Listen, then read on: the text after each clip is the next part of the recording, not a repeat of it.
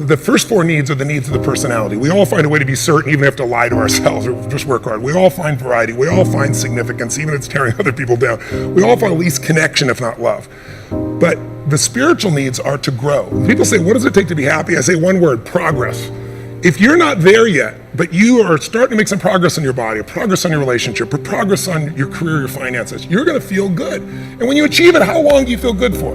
Not very long, because when you achieve it, you stop growing, you kind of celebrate, nothing wrong with that. But how long after you get that thing you wanted are you happy? A week, a month, a year?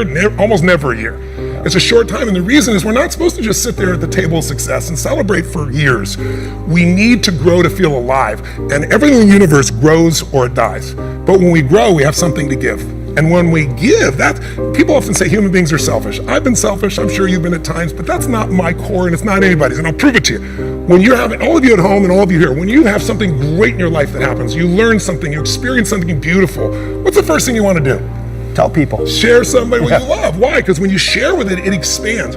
See, pleasure is something coming in from the outside. Happiness is something inside you that you share. And happiness is what people really want. Pleasure, you can get pleasure from alcohol or sex or anything, but some people, it's all about me. When you're taking what's inside yourself because you've grown and you're giving to someone you love, your children, a friend, a girlfriend, boyfriend, a coworker, anybody, there's an aliveness you can't feel by yourself. There's only so much pleasure you can feel. Happiness and joy comes when that expansion is shared. In beautiful states of being, it doesn't matter what happens, you're gonna find something to enjoy and appreciate. And you and I both have interviewed people, I'm sure you have, that are born with no arms or legs, or they've lost their sight, or whatever, and they're happy. Yes. And then you meet billionaires or people, families, they got beautiful kids, beautiful husband, beautiful wife, and they get miserable over anything. I really believe you have to make that's the most important decision of your life, is that no matter what happens, I'm gonna live in that state. And then you have to do the work, which is, I got a 90-second rule. When I get pissed off or frustrated, suffering comes up, it always shows up. But what I decided is, within 90 seconds, I kill it. Because in that suffering state, I'm not gonna be there for my wife or my kids. In that suffering state, if I solve it, I'm gonna be miserable even though I solve it, right? I realized I would give away my happiness so easily, because look, I got 1,200 employees plus in 18 companies on multiple continents in multiple industries. Right. What are the chances that today somebody's going to screw up something? 100, it's 100%. And so I would be like, oh, I was so happy, and then John did this, or this person, what were they thinking? Or he opened the door in the middle of the interview, or whatever. There's always something, right? And so I decided that's the shit that's going to happen. That's part of having multi-billion-dollar companies in lots of industries. So I'm going to enjoy it. And when something doesn't work out, we'll learn from it, we'll grow.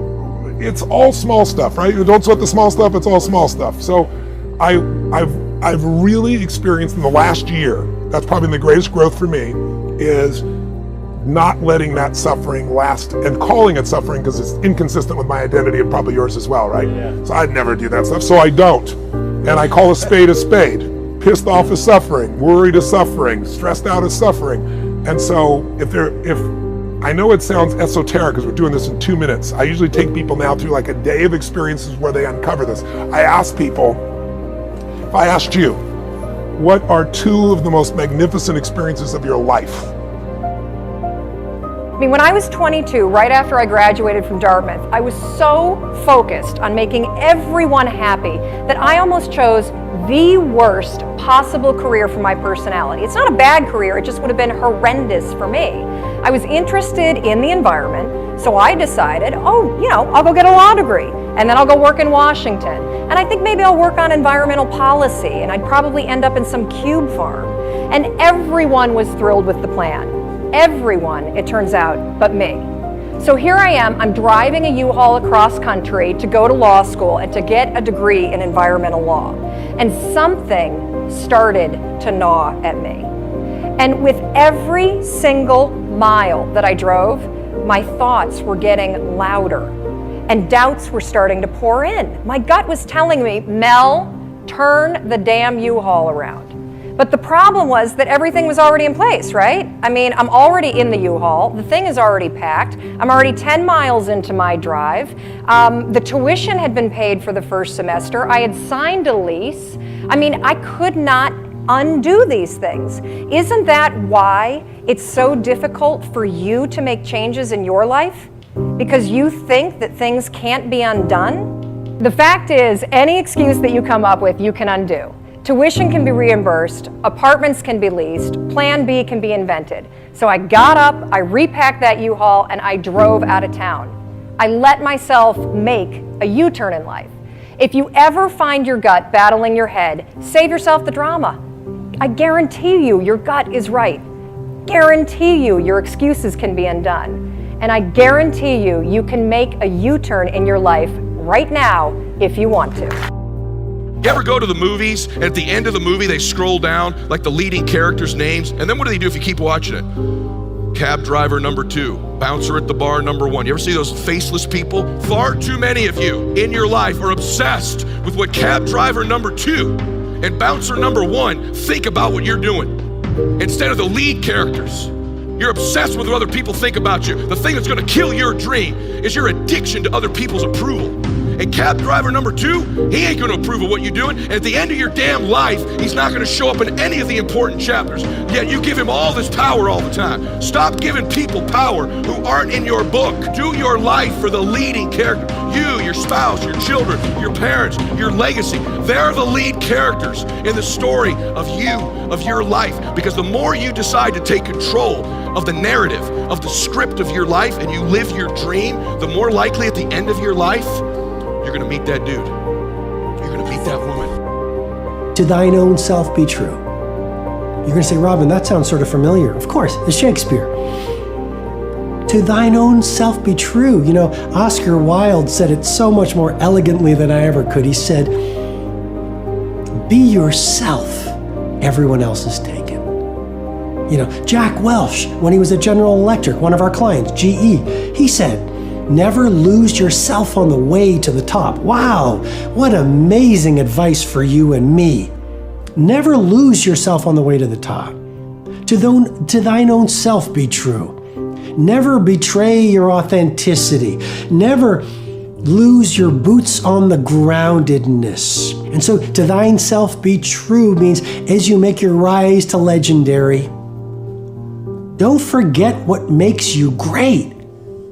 Hard work, humility, serving your customers, working on your craft, playing the long game, understanding the genius takes decades versus good genetics.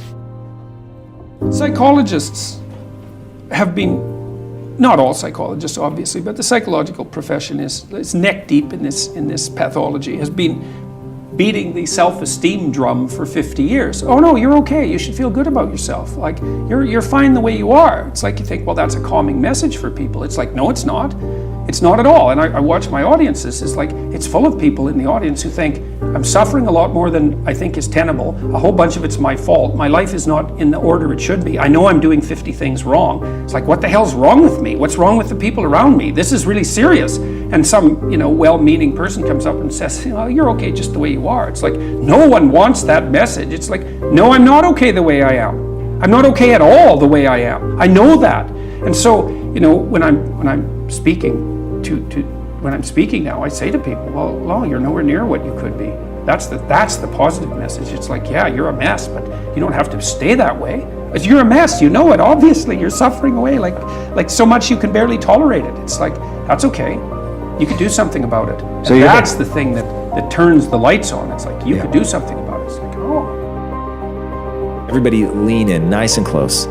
Self-compassion. It's probably the most important thing that you can do for yourself is when you f*** up, you need to forgive yourself. Okay? So that's really, really important. So, and I'll walk you through an example.